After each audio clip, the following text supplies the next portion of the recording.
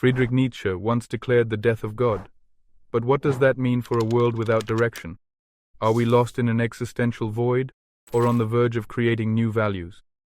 In today's world of rapid technological change, artificial intelligence is rising.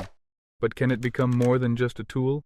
Could AI embody Nietzsche's ideal of the Übermensch, transcending human limitations and creating a new era of power? But there's a deeper question. Can AI help us escape nihilism, or will it lead us into mediocrity? Nietzsche believed nihilism was not the end, it's a beginning. Join us as we explore the rise of AI, the collapse of traditional values, and the path to overcoming. Will humanity shape its future, or will AI shape us? Let's find out. Hi everyone, welcome back to the channel. Here, I bring AI interviews with some of the greatest minds in history who are no longer with us. Today, we're diving deep into the philosophy of Friedrich Nietzsche, exploring his thoughts on modern issues like politics, social media, and the meaning of life. So stick around, you won't want to miss his powerful insights. Welcome, Friedrich. Thank you for the welcome. It's an honor to have you here today. We've been witnessing a significant rise in populism in recent years, especially in Europe and the United States.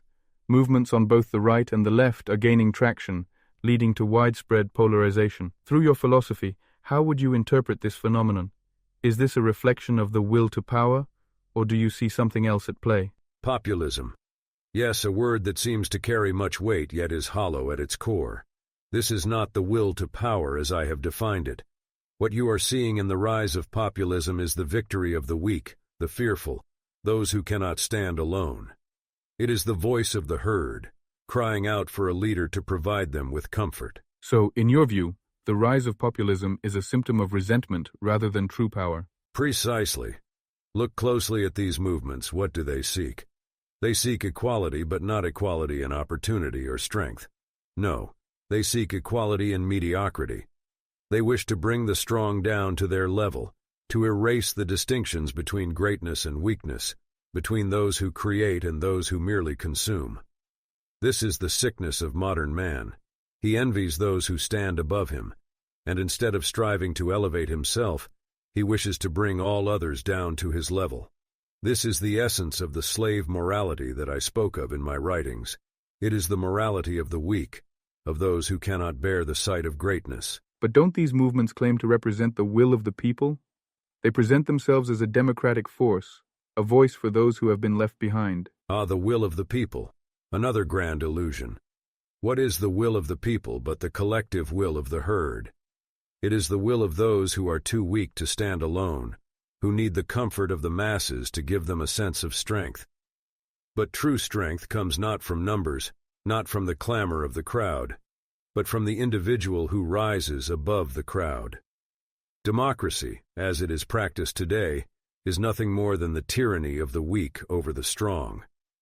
It is the enshrinement of mediocrity, the elevation of the lowest common denominator.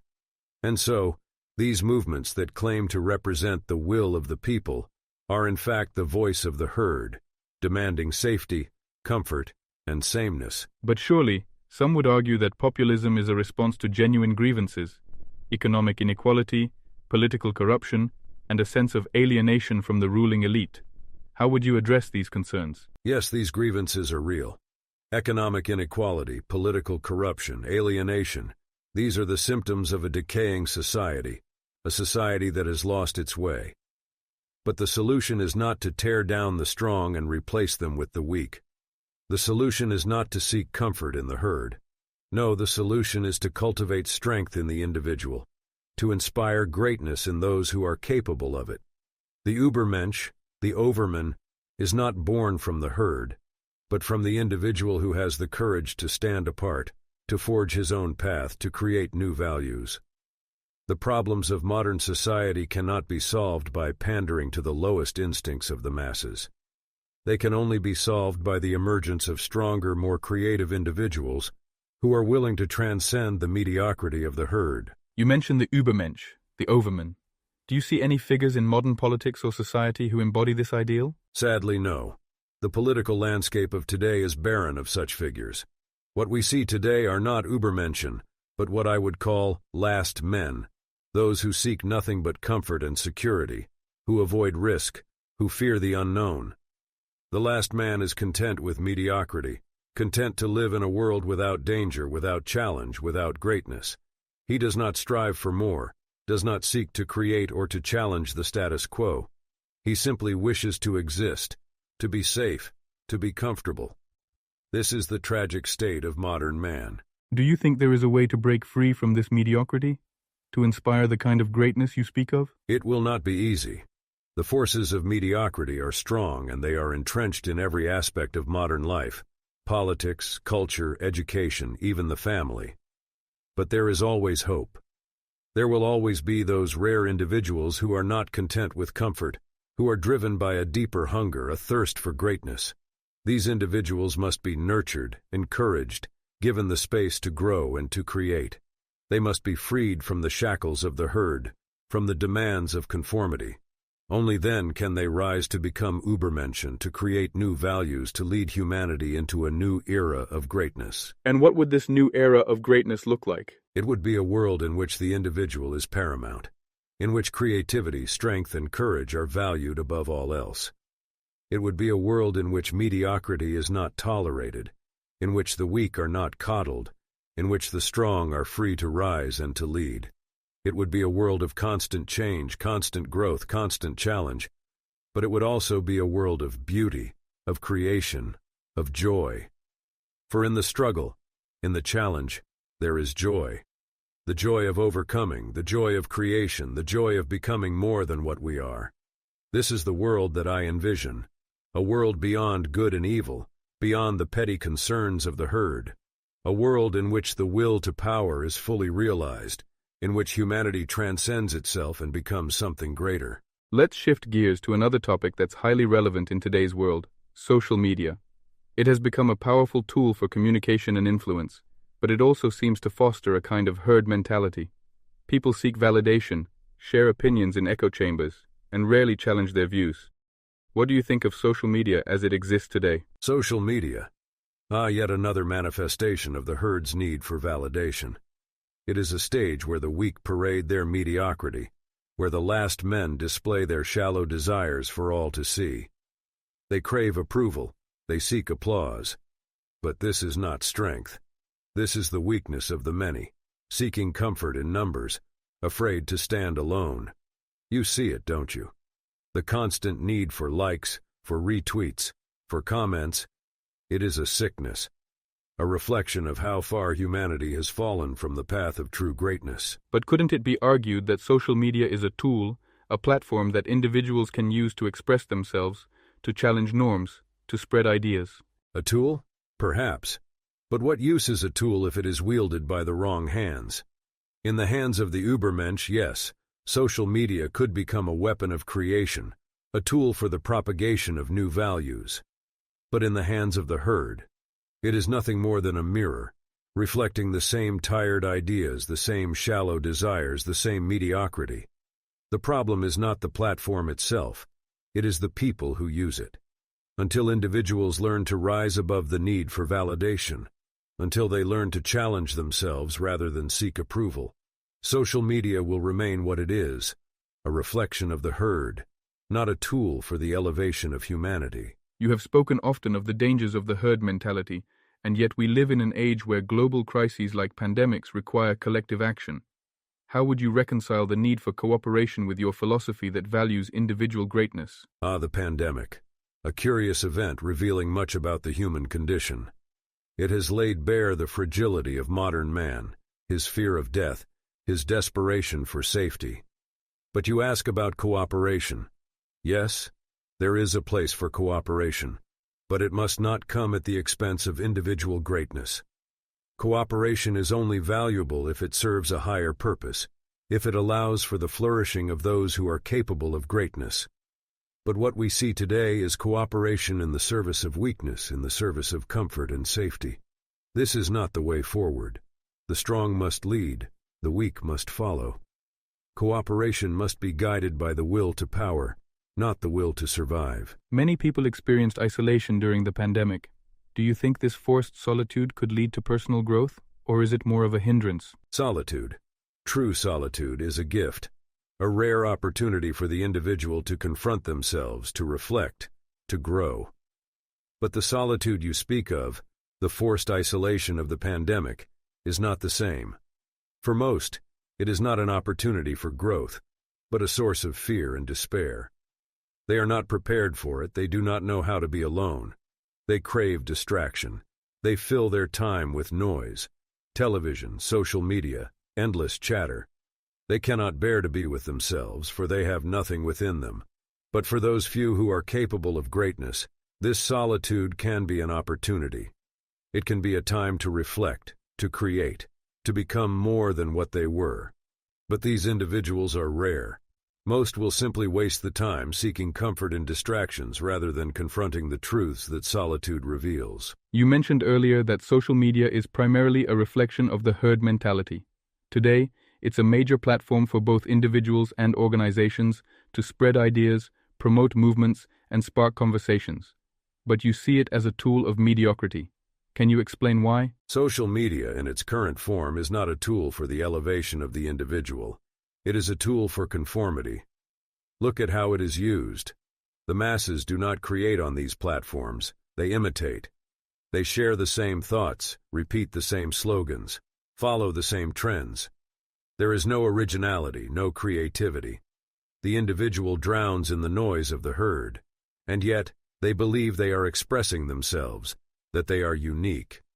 But how can one be unique when they are simply a reflection of what others want them to be? But isn't there value in being connected, in sharing ideas across the globe? Can't social media also be a space where innovative thinkers, maybe even potential Übermenschen, could rise above the noise? In theory, yes. But in practice, the noise of the herd is overwhelming.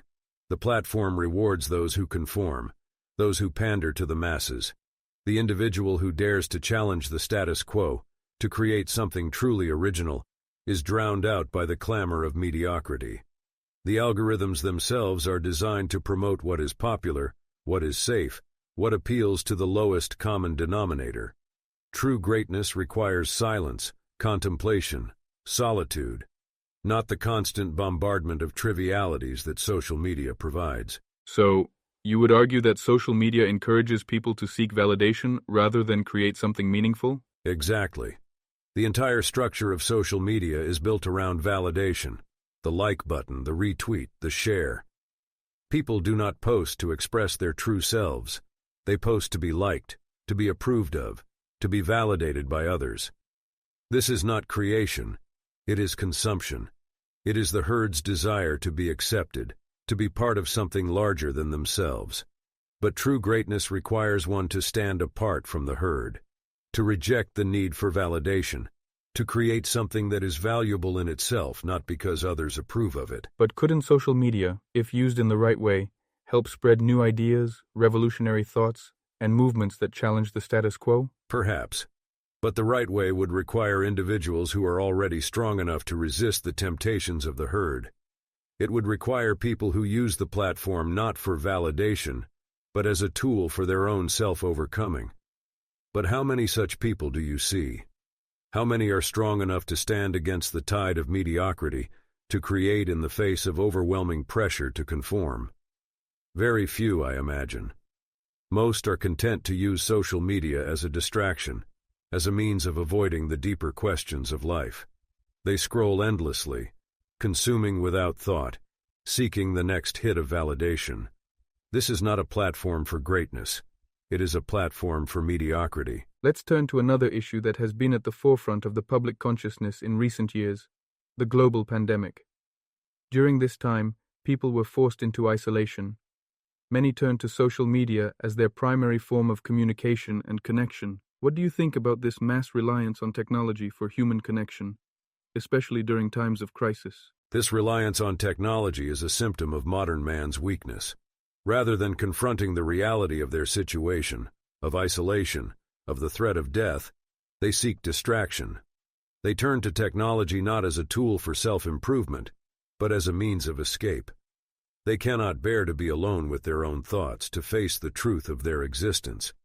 And so they fill their time with noise, social media, endless videos, meaningless chatter. This is not the path to greatness.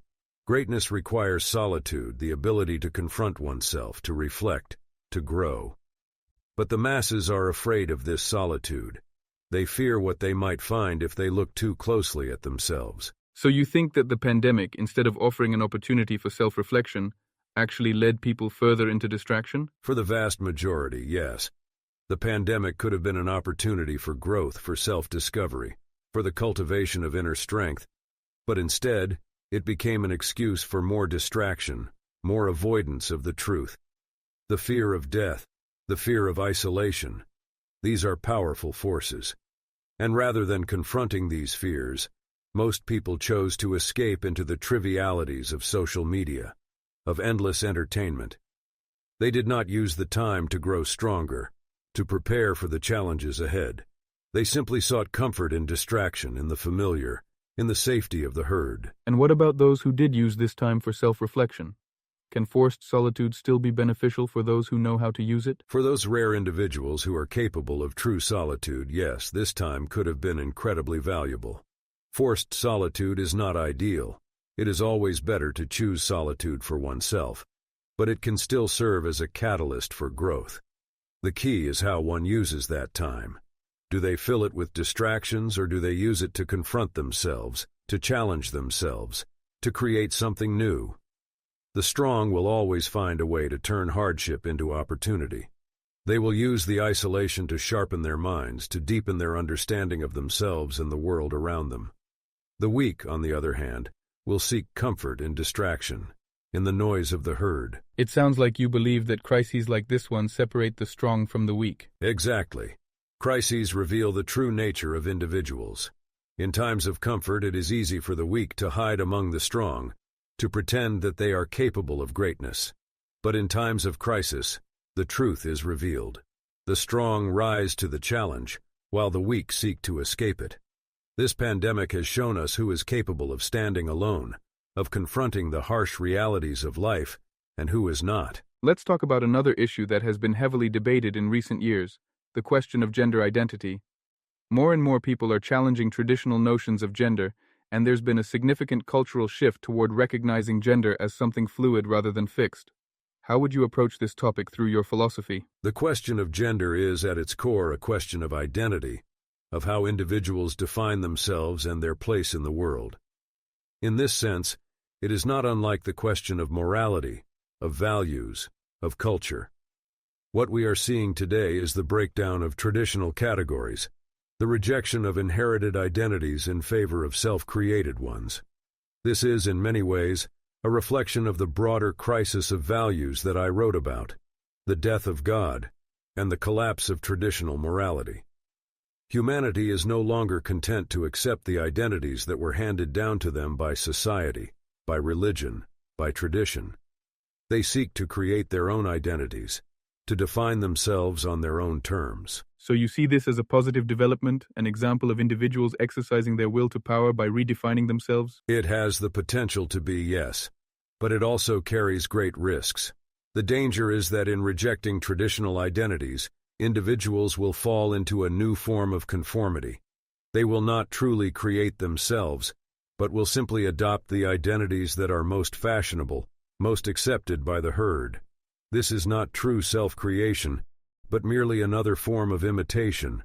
True greatness requires the courage to stand alone, to create something entirely new, something that is not simply a reaction against the past, but a true expression of the individual's will to power. But how many are capable of this?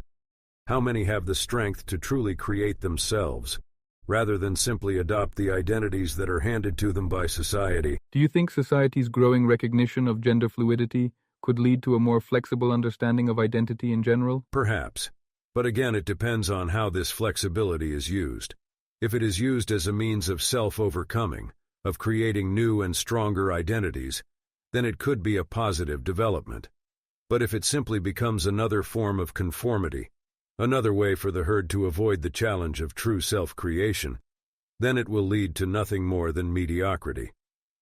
The question is not whether society recognizes gender fluidity, but whether individuals use this recognition as a tool for their own self-overcoming, for the creation of something greater. In your view, what does it take for someone to truly create themselves, to transcend the identities that are handed down by society? It takes strength, it takes courage. It takes the willingness to confront oneself, to reject the easy answers, to embrace the uncertainty and the challenge of self-creation. Most people are not capable of this. They prefer the comfort of the familiar, the safety of tradition, the approval of the herd. But for those rare individuals who are capable of greatness, the challenge of self-creation is the most important task they will ever face. It is the path to the Übermensch, to the individual who stands above the masses, who creates new values, who shapes the world in their own image. Let's discuss the idea of the Übermensch in more detail. You've mentioned it a few times now, but what exactly does it mean to be an Übermensch in the modern world? Does such a figure even exist today? The Übermensch is the individual who transcends the limitations of the herd, who creates new values, who shapes the world in their own image. It is the highest expression of the will to power, the drive to overcome, to create, to become more than what one is. In the modern world, the Übermensch is rare, if they exist at all. The forces of mediocrity, of conformity, are strong. The herd does not tolerate greatness. It seeks to bring all down to its level, to erase the distinctions between the great and the small, the strong and the weak. But the potential for the Übermensch always exists. It is up to the individual to rise above the herd, to embrace the challenge of self-overcoming, to create something new, something great. Friedrich, one of your most famous concepts is the death of God, which you claimed would lead to a profound shift in human existence.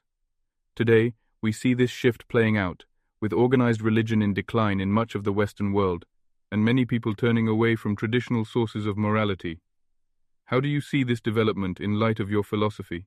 Are we witnessing the consequences of the death of God that you predicted? Yes, the death of God is no longer just a statement.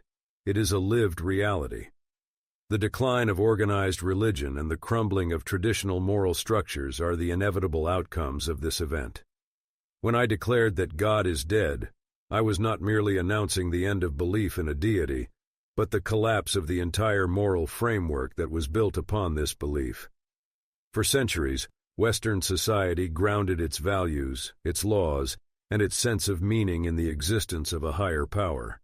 Now, with that foundation gone, humanity stands adrift, without direction, without purpose. In recent years, we've seen growing secularism, especially in Europe and North America, but instead of leading to the kind of nihilism you described, many people have turned to new forms of spirituality or personal moral codes. Do you see this as a positive development or just another form of escape? It depends on the individual. For most, it is merely another form of escape, an attempt to replace the comfort of religion with something else, something equally comforting, but no less hollow. New forms of spirituality, vague notions of universal love or oneness with nature, these are simply the same old religious impulses dressed up in new language. They do not represent a true confrontation with the reality of a godless universe, but a retreat into comforting illusions. This is not the path forward. So, you think that even in the absence of organized religion, many people are still clinging to comforting beliefs, rather than facing the hard truth of nihilism? Exactly. The human need for comfort, for certainty, for meaning is strong, and when one source of meaning collapses, people will grasp at whatever they can to fill the void. But true strength lies in the ability to face the void, to look into the abyss and not turn away. This is the challenge that modern humanity must confront. The death of God is not just a loss, it is an opportunity, a chance for humanity to create new values, to shape its own destiny. But this requires courage, and most are not up to the task. You've spoken about the rise of nihilism as a potential consequence of the death of traditional morality. Do you think we're seeing that play out today? And if so, how can humanity overcome it? Yes, we are seeing the beginnings of nihilism. When the old values collapse, when people no longer believe in a higher purpose, they are left with nothing but the realization that life, in itself, has no inherent meaning. This realization can lead to despair, to apathy, to the rejection of life itself. This is the danger of nihilism.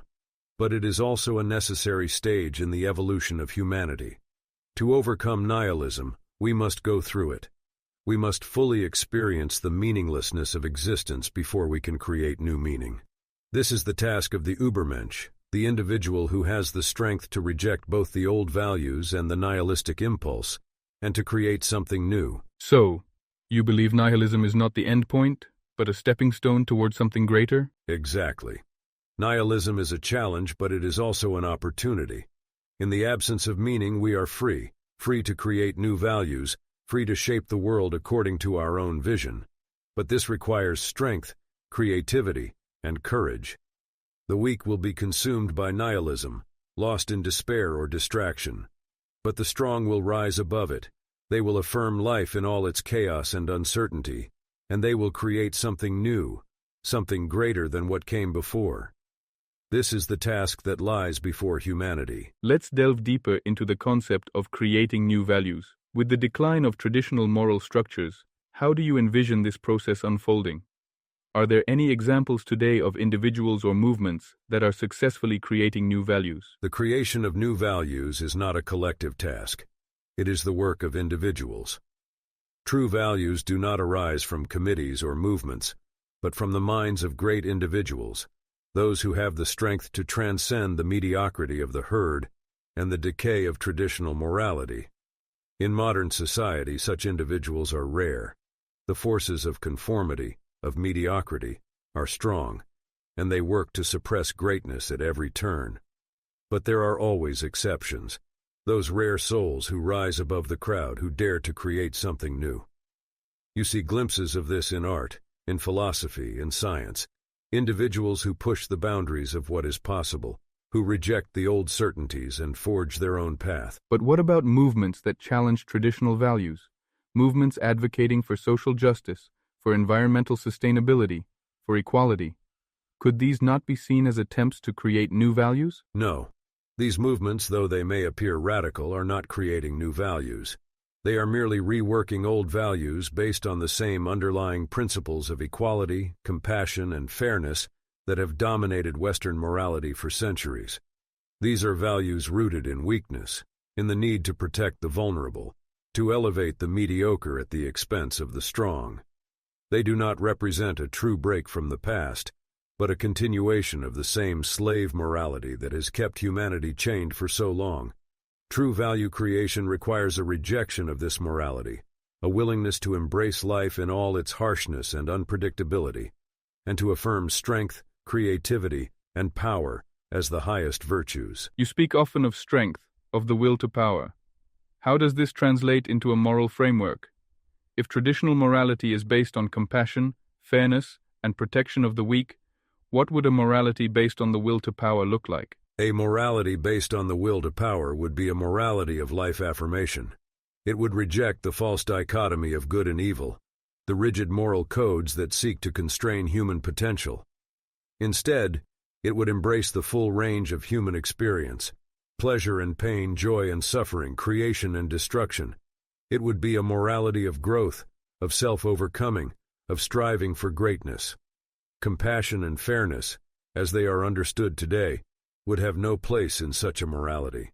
These are the values of the weak, the fearful, those who cannot bear the harsh realities of life. The will to power is not concerned with protecting the weak, but with elevating the strong. It is not about fairness, but about the creation of new possibilities, the expansion of human potential. But wouldn't a morality based on the will to power lead to exploitation, to domination of the weak by the strong? Only if you continue to think in terms of the old moral framework, which pits the strong against the weak, the oppressor against the oppressed. The will to power is not about domination in the way you imagine it. It is about growth, about self-overcoming. The strong do not seek to dominate the weak for its own sake. They seek to expand their own power, their own potential, and in doing so, they create new possibilities for all of humanity. The weak, on the other hand, cling to the old values because they are afraid of what lies beyond them. But true strength is not about crushing the weak. It is about transcending the limitations that hold us all back and creating something greater. So, would you say that the future of morality lies in the hands of those who have the strength to create new values? And if so, how can individuals begin this process in a world that still clings to traditional moral structures? Yes, the future of morality lies with the few individuals who are capable of rising above the herd, of rejecting the old values and creating new ones. This process begins with self-overcoming, with the rejection of comfort, of certainty, of mediocrity. It requires the individual to confront the meaninglessness of existence head-on, to embrace the chaos and uncertainty of life, and to find joy in the act of creation. It is not an easy path, and it is not for everyone. But for those who are capable of it, it is the only path that leads to true greatness. And what would you say to those who fear the collapse of traditional morality, who worry that without these structures, society will descend into chaos? To those who fear the collapse of traditional morality, I would say this: your fear is a reflection of your weakness, your inability to confront the realities of life. Yes, the collapse of traditional morality will bring chaos, but chaos is not something to be feared. It is the natural state of the world, the source of all creation. The old values, the old structures, were designed to protect you from this chaos, to give you a sense of order and security. But in doing so, they have stifled your potential. They have kept you weak. The collapse of these structures is an opportunity for growth, for self-overcoming, for the creation of something new. Embrace the chaos, for it is the only path to true freedom. You've spoken a lot about the collapse of traditional values and the need for individuals to create new ones. But what role do you see for community, for shared values? Is there still a place for collective morality in a world where individuals are encouraged to create their own values? Community and shared values will always exist, but they must arise from strength, not weakness. A true community is not a group of individuals bound together by fear or by the need for protection. It is a group of strong individuals who come together to create something greater than themselves. Shared values can exist, but they must be the result of creation, not conformity. They must be the product of individuals who have the strength to transcend their own limitations and to contribute to something greater. This is the only kind of collective morality that has any value. The morality of the strong, the creative, the life-affirming. Friedrich, the modern education system has undergone significant changes, especially with the rise of technology and the increasing focus on standardized testing. There's a growing debate about whether our current educational model is truly preparing individuals for the future. How would you critique the state of education today, and what would you suggest as a way forward? The modern education system is a tragedy, a system designed not to cultivate greatness but to produce obedient workers, individuals trained to fit neatly into the machinery of society. It is not education in the true sense of the word, but conditioning. The focus on standardized testing, on measurable outcomes, is symptomatic of a society that values efficiency over creativity, conformity over individuality. This is not the way to nurture the human spirit. It is the way to crush it. You seem to believe that the current system suppresses individuality. Could you expand on this? What would an education system that truly nurtures greatness look like? Education, in its truest form, should be about the cultivation of the individual, the nurturing of a person's unique talents, strengths, and potential. It should not be about cramming students into predefined molds, but about helping them transcend those molds. The current system treats students as if they are all the same, as if the goal is to produce identical copies who can perform the same tasks, think the same thoughts, and obey the same rules. This is not education. It is indoctrination. True education should inspire students to question, to challenge, to create. It should encourage them to think for themselves, to pursue their own paths, to cultivate their own values. But this requires a radical rethinking of the purpose of education. What would this radical rethinking look like? How do we move from a system focused on conformity to one that encourages creativity and independence? First, we must abandon the idea that education is a means to an end, that its purpose is to prepare individuals for the workforce, for careers, for success as society defines it. Education must be an end in itself, a process of personal growth and self-overcoming. This requires a shift in focus away from standardized tests and predefined curricula, and toward a more individualized approach. Each student must be treated as a unique individual, with their own strengths, weaknesses, and potential.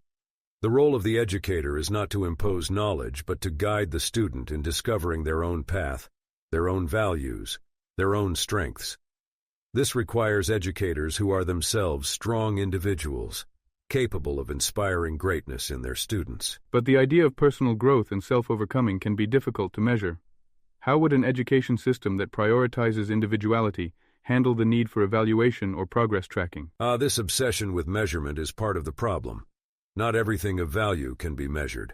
The growth of the individual is not something that can be reduced to numbers on a page. Progress is not always linear, and it is not always quantifiable. The current system demands that students fit into neat categories, that their abilities be ranked and compared. But true education cannot be so easily measured. It is a process of becoming, of transformation, of self-overcoming.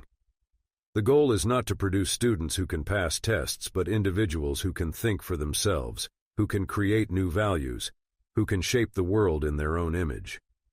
This kind of progress cannot be measured by standardized tests or grades. It is something far deeper, far more meaningful. So, in your view, the role of the educator is more like that of a mentor, guiding the student towards self-discovery? Exactly. The educator should not be a mere instructor imparting facts and figures. They should be a mentor, a guide, someone who challenges the student, who pushes them to question, to think, to create. This requires educators who are themselves capable of greatness, who are not content with mediocrity, who are not afraid to challenge the status quo. It requires educators who inspire their students not to follow, but to lead, not to obey, but to create. Education is not about conformity, it is about transformation. One of the key concerns in modern education is accessibility. How do we balance the need for personalized education with the need to ensure that everyone has access to learning opportunities? Accessibility, as it is often understood, is yet another way of enforcing mediocrity. When we lower the standards of education in the name of accessibility, we do a disservice to everyone. True education requires effort. It requires struggle. It requires a willingness to challenge oneself. Not everyone is capable of greatness, and we must be honest about that. But those who are capable of it should not be held back by systems designed to cater to the lowest common denominator. This does not mean that we should deny access to education, far from it. But we must recognize that not all education should be the same. Different individuals require different paths. Some will be content with basic instruction, with learning the skills they need to survive in society. But others, those rare individuals who are capable of greatness, should be given the freedom, the space, and the guidance to rise above the rest. It is for these individuals that education must be truly transformative. But isn't there a danger that this kind of approach could lead to elitism? That we could create a system where only a few have access to the best education, while the rest are left behind? Elitism is not a danger, it is a necessity. Not everyone is capable of greatness, and we must not pretend otherwise. But this does not mean that those who are left behind are without value. It simply means that they serve a different role in society. The goal of education should not be to make everyone the same, to give everyone the same opportunities. It should be to cultivate the best in each individual, to help each person reach their full potential. For some, this will mean following the path of the herd, living a life of comfort and security. For others, it will mean striving for greatness, for creativity, for the overcoming of the self. Both paths have their place in society, but we must not confuse one for the other. You've spoken before about the dangers of the herd mentality. How does this idea fit into your critique of modern education? The herd mentality is one of the greatest dangers to true education. The modern system is designed to produce individuals who conform, who think the same thoughts, who follow the same paths. It teaches students to obey, to fit in, to seek approval from others. But education should be about breaking free from the herd, about learning to think for oneself, to challenge the status quo, to create something new. This requires a rejection of the herd mentality and a focus on the individual. The role of the educator is not to lead students into the herd, but to guide them away from it, to inspire them to stand apart, to forge their own path, to become something greater than what society expects of them. So you would advocate for a more individualized, less standardized approach to education? Precisely. Standardization is the enemy of creativity, the enemy of greatness. It reduces education to a mechanical process, a system of inputs and outputs, where students are treated as mere cogs in a machine. But human beings are not machines. They are individuals with their own unique strengths, weaknesses, and potential. Education should be about helping each individual discover and cultivate their own potential, not about forcing them into the same mold. This requires flexibility, creativity, and a willingness to reject the easy answers, to embrace uncertainty, and to strive for something greater. You've often emphasized the importance of struggle and hardship in personal growth. How would this idea apply to education? Should we make education more challenging? Yes, struggle, hardship, and challenge are essential to growth. You cannot become stronger without resistance. You cannot grow without overcoming obstacles. Modern education has become too focused on making things easy, on removing difficulty, on ensuring that everyone succeeds. But true success, true growth, comes from overcoming challenges, from facing difficulties head-on and emerging stronger on the other side. Education should not be about making things easy. It should be about pushing students to their limits, about challenging them to think, to create, to overcome. This is the only way to cultivate greatness. But how do we balance this with the need to avoid overwhelming students? How do we ensure that the challenges we present in education are constructive rather than destructive? The key is not to avoid overwhelming students, but to teach them how to overcome. Life is difficult, full of hardship and struggle. Education should prepare students for this reality, not shield them from it. The role of the educator is to guide students through their struggles, to help them learn from failure, to push them to rise above their difficulties. This does not mean that we should seek to break students, but we must not be afraid of challenging them. The weak will fall, yes, but the strong will rise. And it is the strong who will create the future, who will shape the world in their own image. In your vision of education, what would be the ultimate goal? What should we be striving to achieve through education? The ultimate goal of education should be the creation of individuals who are capable of greatness, individuals who can think for themselves, who can create new values, who can transcend the limitations of their time and their society. It should not be about producing workers or citizens or followers. It should be about producing leaders, creators, Übermenschen, those rare individuals who can rise above the mediocrity of the herd and shape the future according to their own will. This is the true purpose of education, and it is a purpose that has been forgotten in the modern world. It sounds like your ideal education system would look very different from what we have today. How would we begin to implement these changes, given the current state of education? Change must begin with individuals, both educators and students, who are willing to reject the current system and strive for something greater. It will not be easy. The forces of mediocrity are deeply entrenched, and they will resist any attempt to challenge the status quo. But there will always be those rare individuals who are capable of rising above this mediocrity, who are willing to embrace the challenge of true education. These individuals must lead the way, inspiring others to follow their example. It is through their efforts that the system will begin to change, that new values will be created, and that education will once again become a path to greatness. Friedrich, we live in an age of rapid technological advancement, especially with the rise of artificial intelligence. Many see AI as a tool with immense potential, but there are also concerns about its impact on society. How would you view the rise of technology, particularly AI, in light of your philosophy? Technology, and by extension artificial intelligence, is both a great potential and a great danger. It is a reflection of humanity's will to power, our desire to control, to understand, to overcome the limitations of nature. But like all tools, technology depends on the hands that wield it. In the hands of the strong, it can be a means of self-overcoming, of achieving greatness. In the hands of the weak, it can become a crutch, a means of avoiding the challenges of life, of avoiding the need for personal growth. So you believe that AI and technology can either help humanity transcend itself or trap it in mediocrity, depending on how they are used? Exactly. Technology by itself is neutral. It is neither good nor bad.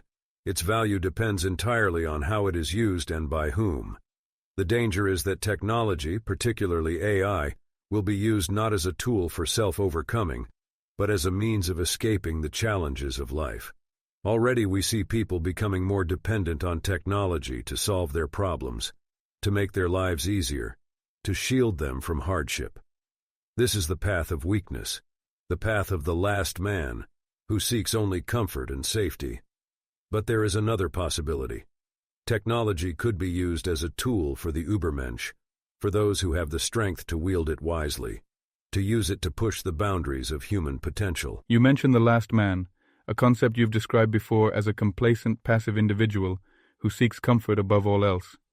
Do you think that AI and automation are pushing society in that direction? Yes, AI and automation have the potential to accelerate the decline into the last man. The more we rely on machines to think for us, to solve our problems, to carry out our tasks, the less we develop our own capacities for thought, for problem solving, for creativity. The last man is the one who is content to let the machines do the work, to let technology take over the burden of living, while he sits back in comfort and stagnates. This is the great danger of AI. Not the technology itself, but the passivity it encourages in those who use it. If we are not careful, we will become slaves to the very machines we have created. But could AI also help individuals who seek greatness? Could it be a tool for the Übermensch to overcome new challenges? Yes, AI could be a tool for those who seek greatness, but only if they use it wisely. The Übermensch is not afraid of technology, but neither is he dependent on it. He uses it as a means of enhancing his own power, his own creativity, his own ability to shape the world according to his will. AI can assist in this process by expanding our knowledge, by solving problems that would take humans years to unravel, by freeing up time for higher pursuits. But the key is that the Übermensch remains in control. He does not allow technology to control him, to dictate the terms of his existence. He uses it, but he is never used by it. One of the concerns with AI is the potential for it to replace human workers, leading to widespread unemployment. How would you view this through the lens of your philosophy?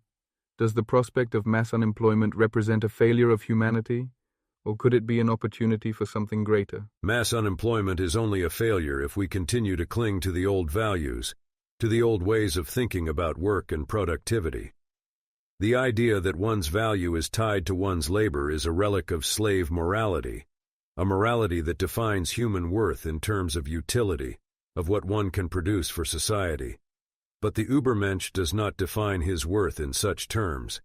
He does not exist to serve society. He exists to create, to grow, to overcome.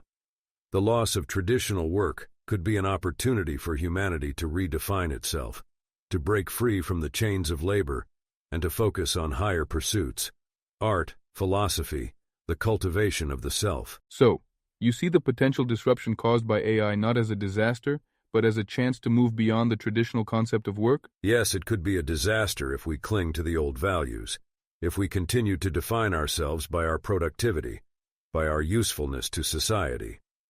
But it could also be an opportunity, a chance to reimagine what it means to live, what it means to be human. The Übermensch is not defined by his job, by his role in society. He is defined by his ability to create, to transcend, to overcome. The rise of AI could free us from the necessity of labor, allowing us to focus on what truly matters: personal growth, creativity, the pursuit of greatness. But again, this requires strength, courage, and a willingness to reject the easy path of comfort and complacency. There's also the question of AI's ability to surpass human intelligence. Many people fear the possibility of artificial superintelligence that could exceed human capabilities in every domain. Do you think this is a legitimate concern? And if so, how should humanity respond? The idea of AI surpassing human intelligence is both fascinating and terrifying. It represents, in a way, the ultimate realization of the will to power, the desire to overcome, to push beyond the limitations of human nature. But the question we must ask is, who will control this superintelligence? Will it serve humanity, or will it dominate us? If AI becomes more powerful than humans, it could represent the final triumph of technology over human will. But this need not be the case. If we are strong enough, if we have the courage and the wisdom to control this power, then AI could be a tool for our own self-overcoming, for pushing the boundaries of what it means to be human. What role do you think ethics should play in the development of AI? Should we be concerned about the morality of creating machines that can think and act independently? Morality, as it is commonly understood, is a constraint a set of rules designed to limit human potential, to keep individuals from rising above the herd. The question of ethics in AI is no different. We must ask ourselves, are these ethical concerns truly about protecting humanity? Or are they about maintaining the status quo, about preventing change, about keeping us from fully realizing the potential of this new technology? The Übermensch is not bound by traditional morality. He creates his own values, his own ethics. If AI is to serve as a tool for human greatness, then we must be willing to challenge the ethical norms that would limit its potential. This does not mean that we should be reckless, but we must not allow fear or conformity to dictate the course of progress. It seems like you're suggesting that ethical concerns about AI could be used as a way to prevent humanity from realizing its full potential. But what about the fear that AI could be used to oppress, to control, to exploit? Shouldn't we have some safeguards in place? Yes, there is always the danger that technology, including AI, could be used for control, for oppression. But this is not a new danger. It is simply a new form of an old problem. Power in any form can be used to elevate or to oppress, to create or to destroy. The key is not to eliminate power, but to ensure that it is wielded by those who are strong enough, wise enough, to use it for creation rather than destruction. This is the role of the Übermensch, to take control of power, to shape it according to his own will, to use it for the creation of new values, new possibilities. Safeguards are necessary, yes, but they must not become shackles. They must protect humanity from destruction, but they must also allow us to push forward, to explore, to create. It sounds like you believe that AI, like all forms of power, requires a guiding hand, a person or a group capable of steering it toward greatness rather than mediocrity. But how do we ensure that the right people are in control? This is the eternal question, is it not? How do we ensure that power is in the hands of the strong, the wise, the creative, rather than the weak, the fearful, the mediocre? There is no easy answer. Throughout history, power has often fallen into the wrong hands, leading to stagnation, corruption, destruction. But this is not a reason to reject power. It is a reason to strive for greatness, to cultivate strength, to ensure that those who are capable of wielding power wisely are given the opportunity to do so. The Übermensch is not born. He is created through struggle, through self-overcoming, through the will to power. If we are to ensure that AI serves humanity, then we must cultivate individuals who are capable of leading, of creating, of transcending the limitations of the herd. In a world increasingly shaped by technology, what advice would you give to individuals who are trying to navigate this new landscape? How can they avoid falling into the trap of complacency and passivity that you've described? My advice is simple. Do not allow technology to control you. Use it as a tool, but never become dependent on it. Challenge yourself, push yourself, strive for greatness. Do not seek comfort or safety. Seek growth, seek struggle, seek the opportunity to overcome. The world of technology offers great potential, but only for those who are strong enough to use it wisely. Do not let the machines think for you. Use them to expand your own thinking. Do not let the machines do your work. Use them to free yourself for higher pursuits. Always remember that technology is a means, not an end. The goal is not to make life easier, but to make life greater. Finally, Friedrich, how do you see the future of humanity in this age of AI? Are we moving toward a world of mediocrity and complacency, or is there still hope for greatness? The future of humanity hangs in the balance. The rise of AI presents both a great opportunity and a great danger. If we allow ourselves to become passive, to let the machines do our thinking for us, to seek comfort and safety in their presence, then we will fall into mediocrity, into the life of the last man. But if we rise to the challenge, if we use this technology as a tool for self-overcoming, for the expansion of human potential, then we could be on the verge of a new era of greatness. The choice is ours. It is always ours. Friedrich, economic inequality is one of the most pressing issues in modern society. The gap between the wealthy and the poor continues to widen, with many questioning the fairness of our economic systems. How would you interpret the current state of economic inequality through the lens of your philosophy, particularly the will to power? Economic inequality is not inherently a problem. It is a natural consequence of the differences in human ability, strength, and will. There will always be those who are more capable, more driven, more willing to take risks and assert their will over others. These individuals will inevitably rise to positions of wealth and power. The disparity between the wealthy and the poor reflects, in part, the differences in strength between individuals. However, this does not mean that all wealth is a sign of greatness. Much of what passes for wealth today is the result of mediocrity and manipulation, not true strength or creativity. You're saying that some wealth is earned through true strength, while other wealth is simply a product of manipulation or exploitation. How do we distinguish between the two? True wealth is a reflection of the will to power, the ability to create, to innovate, to shape the world according to one's vision. This kind of wealth is earned through struggle, through overcoming obstacles, through the exercise of personal strength. It is a sign of greatness. But much of what we see today is not true wealth.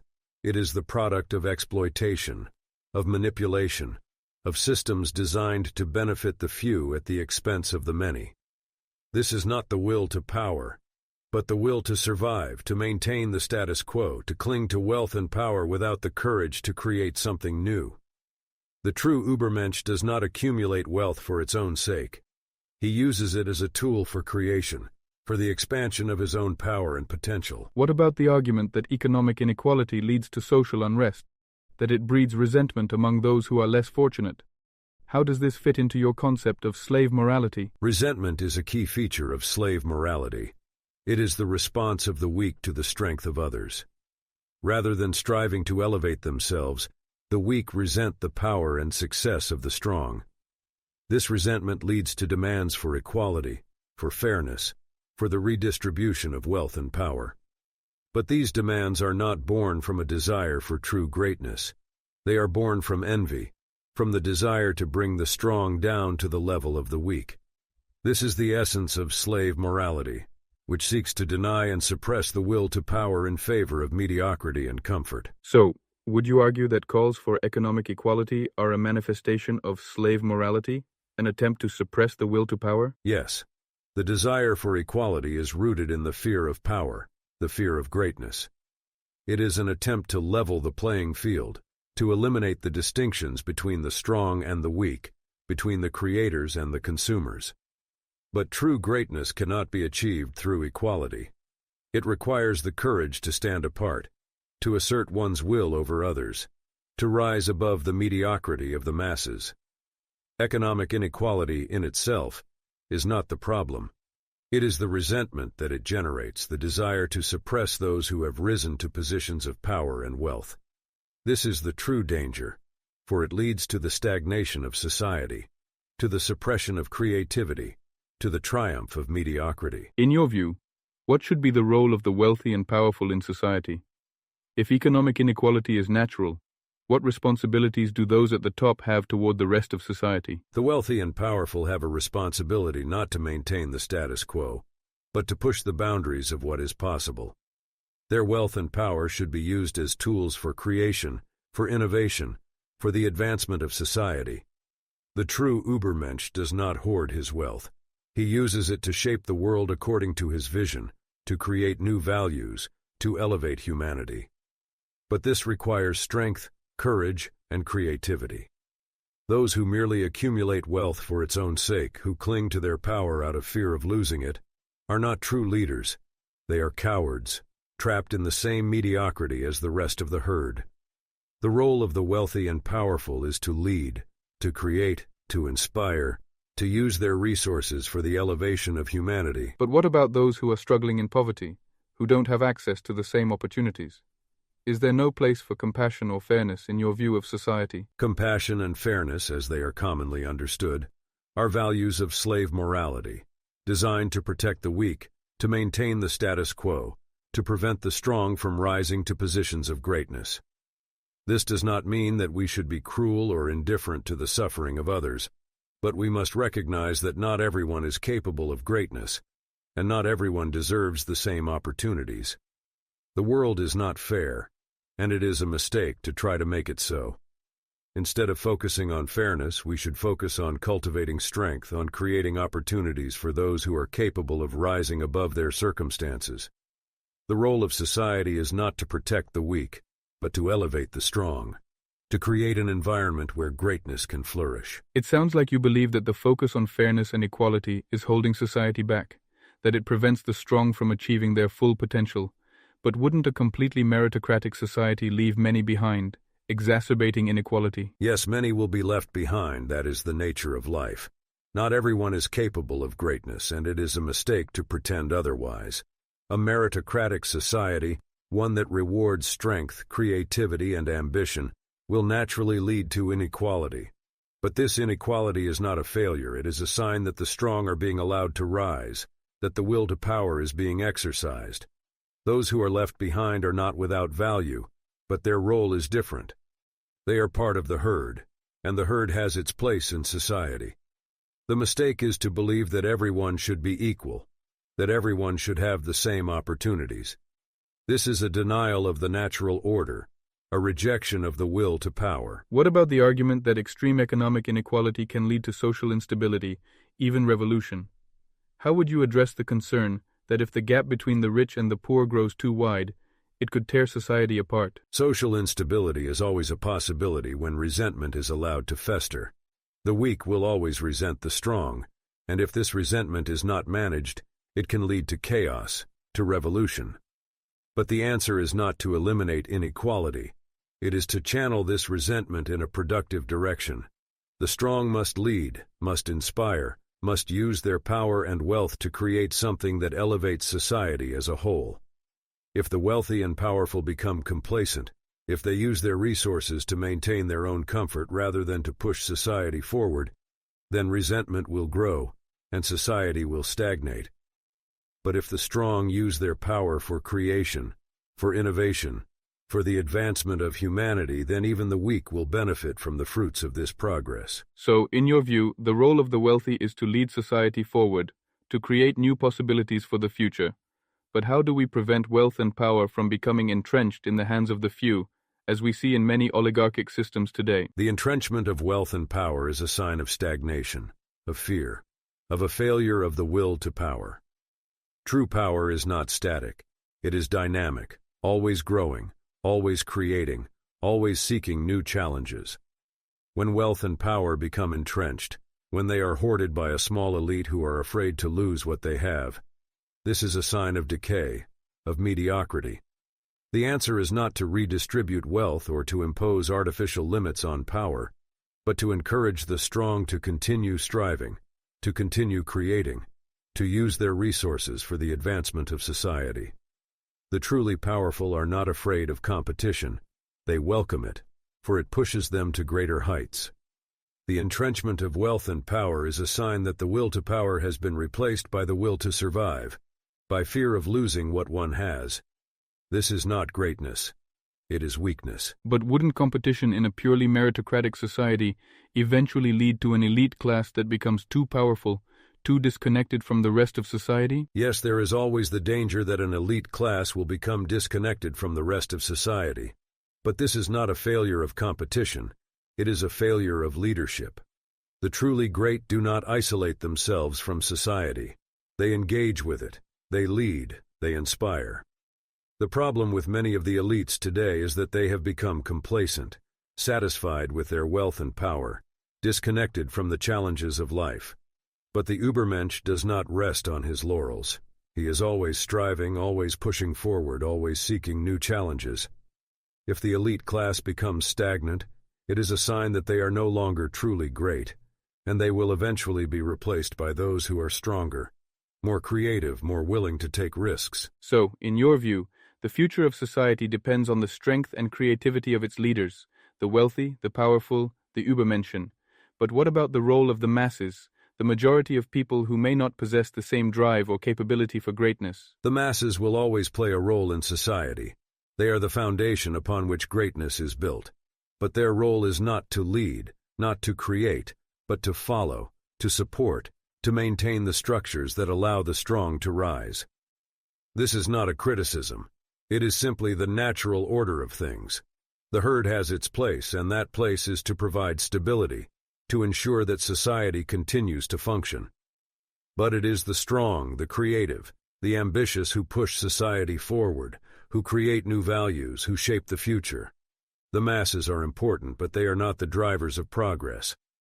That role belongs to the Übermensch, to the individuals who have the strength and the courage to transcend the limitations of the herd. Friedrich, you've often spoken about nihilism as one of the most significant challenges humanity would face, particularly in the wake of the death of God. In modern society, it seems many people are struggling with a sense of meaninglessness. How would you describe the current state of nihilism, and do you see it as a crisis or an opportunity? Nihilism is both a crisis and an opportunity.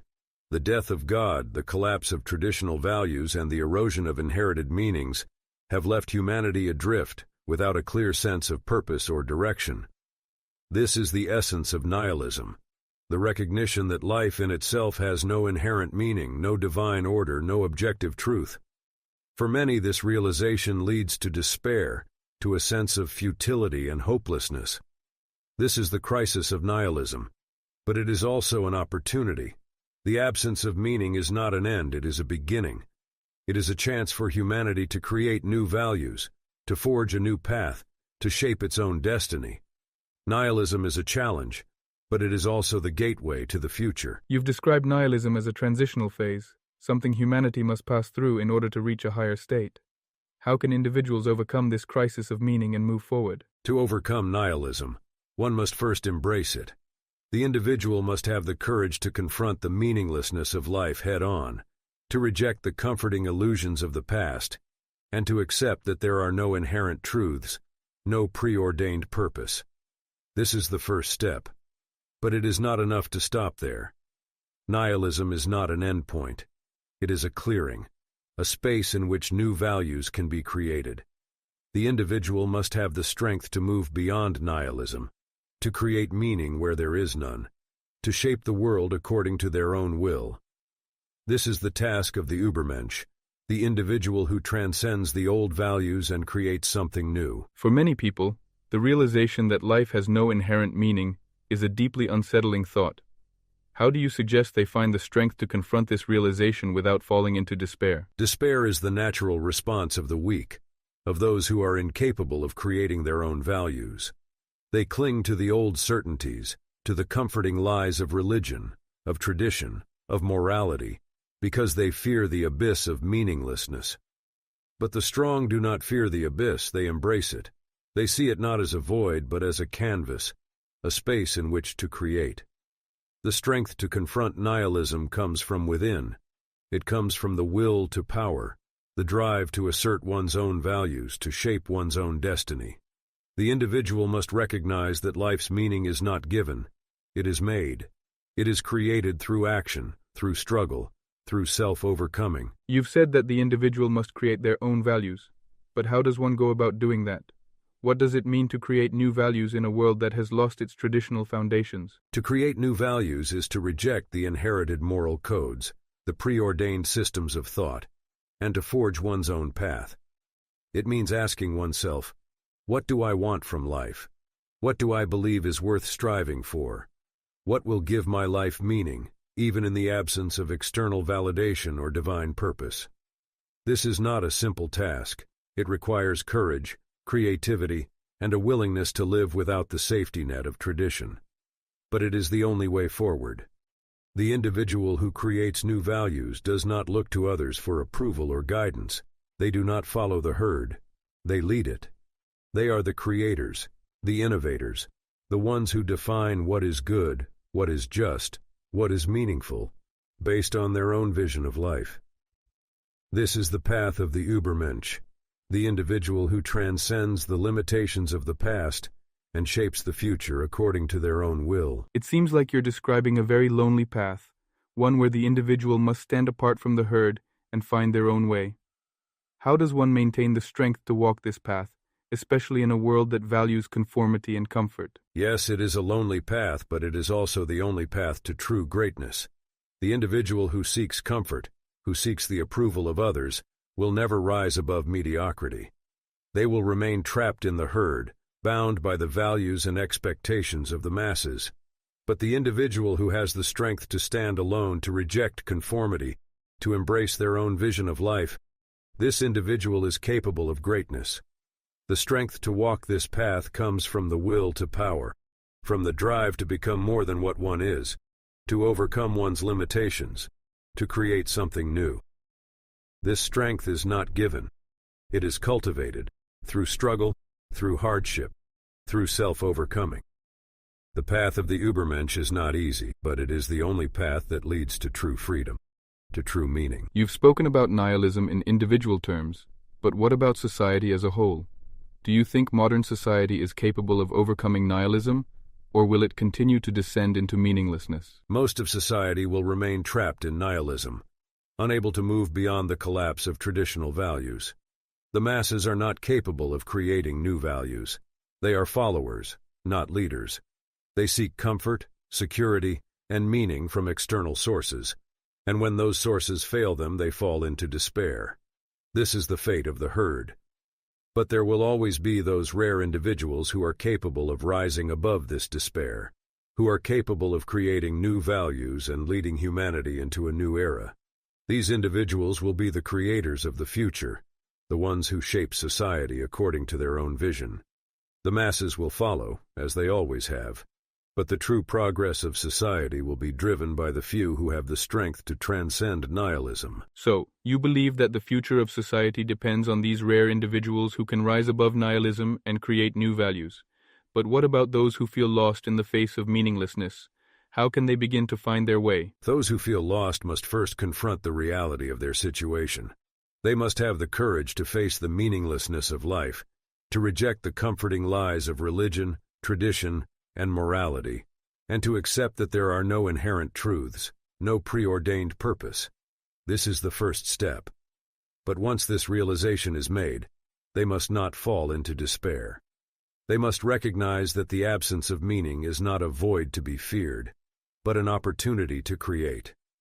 They must ask themselves, what do I want from life? What will give my life meaning, even in the absence of external validation? This is the path of self-overcoming, the path of the Übermensch. It is not an easy path, but it is the only path that leads to true freedom, to true meaning. You've mentioned the concept of the Übermensch several times now. For those who are unfamiliar, could you explain what it means to be an Übermensch in the context of overcoming nihilism? The Übermensch is the individual who transcends the limitations of the past, who rejects the inherited values and moral codes that have kept humanity bound for centuries. The Übermensch is not bound by tradition, by religion, by the expectations of society. They are creators, innovators, individuals who define their own values and shape the world according to their own vision. In the context of overcoming nihilism, the Übermensch is the one who recognizes that life has no inherent meaning, and instead of falling into despair, they create their own meaning.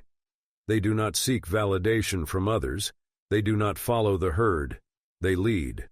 They are the ones who have the strength to rise above the collapse of traditional values and to create something new, something greater. This is the path of the Übermensch, and it is the only path that leads to true freedom, to true greatness. In today's world, many people turn to existentialism, spirituality, or even escapism to cope with the sense of meaninglessness. Do you see these as distractions, or could they be stepping stones toward creating new values? Most of what you describe, existentialism, spirituality, escapism, are distractions, attempts to avoid the harsh reality of nihilism. They are comforting illusions, ways of clinging to some semblance of meaning without fully confronting the fact that life has no inherent purpose. Existentialism, for example, acknowledges the absence of meaning, but often retreats into the idea that meaning can be found through subjective experiences or personal projects. This is a half measure. It does not go far enough. The Übermensch does not merely find meaning in subjective experiences. They create meaning through the exercise of their will to power. Spirituality, too, is often just a rebranding of old religious impulses, a way of finding comfort in the idea of something greater than oneself, without fully embracing the responsibility of creating one's own values. And escapism, of course, is the path of the weak, the refusal to confront reality, the desire to hide from the truth of existence. None of these paths lead to greatness. They are distractions from the true task of life. In an age where so many are seeking meaning, It seems the challenge is not only to reject old values, but to actively create new ones. What advice would you give to someone who is trying to navigate this process, to create their own values in a world that no longer provides them? The process of creating new values begins with the rejection of the old. You must have the courage to question everything: religion, morality, tradition, societal expectations. You must be willing to destroy the foundations upon which your life has been built, and to confront the terrifying freedom that comes with the absence of meaning. But this is only the first step. Once you have cleared away the rubble of the past, you must begin the work of creation. Ask yourself, what do I want from life? What do I believe is worth striving for? What values will guide my actions, even in the absence of external validation? This is not an easy task. It requires constant self-reflection, constant struggle, constant overcoming. But it is the only path to true freedom, to true greatness. The individual who creates their own values is not bound by the expectations of others. They are free to shape their life according to their own vision, to become more than what they are, to transcend the limitations of the past. This is the task of the Übermensch, and it is the task that lies before you. Finally, Friedrich, what would you say to those who fear that in a world without inherent meaning, life is ultimately futile? How can they find hope in the face of nihilism? Hope, as it is commonly understood, is a dangerous illusion. It is a way of avoiding the truth, of clinging to comforting lies in the face of harsh reality. The individual who seeks hope in the traditional sense will never be free, for they will always be bound by the need for external validation, for some higher purpose to guide them. But there is another kind of hope, a hope that comes not from the promise of meaning, but from the opportunity to create. Life is not futile. It is a blank canvas, an open field of possibilities.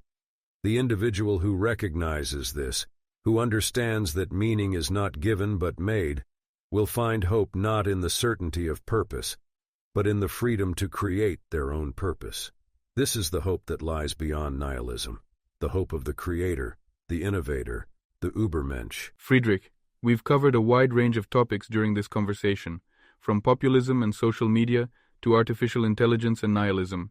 If there's one central theme that runs through your philosophy and your view of modern society, what would it be? The central theme of my philosophy is the will to power, the drive to overcome, to create, to assert one's will over the chaos of existence. It is this will that defines humanity, that sets the strong apart from the weak, the creators apart from the herd. The will to power is not merely a desire for domination or control. It is the drive to become more than what one is, to transcend the limitations of one's time, one's society, and even one's self. This is the essence of life: to struggle, to strive, to create. Modern society, in its pursuit of comfort and security, has forgotten this. It has embraced mediocrity, conformity, and the false promise of equality. But the will to power cannot be suppressed forever. There will always be those individuals who rise above the masses, who reject the safety of the herd, and who dare to create something new. You've spoken about the dangers of mediocrity, conformity, and the herd mentality in today's world. Do you believe that modern society is heading towards stagnation, or is there hope for something greater? Most of modern society is indeed heading towards stagnation. The obsession with safety, comfort, and equality has created a culture that values mediocrity over greatness, conformity over creativity. The masses are content to live lives of quiet despair, seeking nothing more than survival and comfort. This is the life of the last man, the individual who fears challenge, who avoids risk, who shuns greatness. But even in the midst of this stagnation, there is always hope. There will always be those rare individuals who refuse to accept the limitations of their time, who push beyond the boundaries of society, who strive for greatness. It is these individuals who will shape the future, who will lead humanity out of the darkness of mediocrity and into a new era of creativity and power. It seems that the role of the individual is central to your philosophy.